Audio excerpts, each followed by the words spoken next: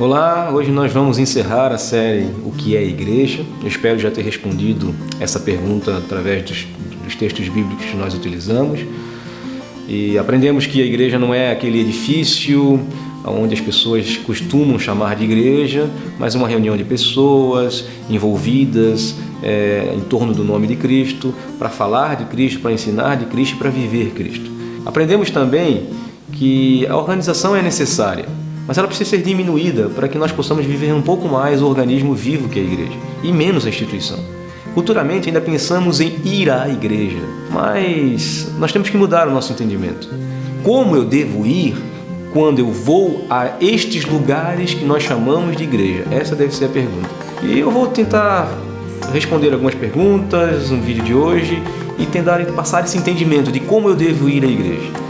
Primeiramente, eu devo ser um discípulo de Jesus. E como discípulo, eu devo agir como ele agiu em todos os lugares. Ou seja, eu sou cristão dentro e fora da igreja, ou do lugar que eu me reúno.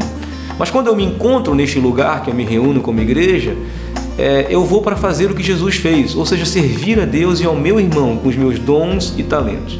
Quando eu entendo isto, ou seja, que como igreja eu sou servo, eu procuro em todo o tempo me qualificar, ou seja, me aperfeiçoar para gerar o bem em todos os meus relacionamentos. Diante disto, todos os ensinamentos que são repassados neste lugar que nós chamamos de igreja, se tornam úteis para a minha edificação e, consequentemente, com a minha prática destes ensinamentos, a edificação de todo o corpo de Cristo. Assim sendo, a igreja deixa de ser por causa de mim, mas para a glória de Deus em Cristo Jesus e para a edificação e fortalecimento de todo o corpo de Cristo. Talvez você já esteja se perguntando, mas uma instituição tem muito mais coisas que podem ser questionadas. E é verdade. E eu vou tentar responder algumas delas. A questão dos pastores e dos líderes das igrejas. A Bíblia diz que aquele que quer ser o maior, seja aquele que sirva mais. A igreja é o local para os discípulos servirem uns aos outros. E o líder é aquele que deve servir mais, ou desejar servir mais. Não é o dono da igreja. Este deve ser Jesus.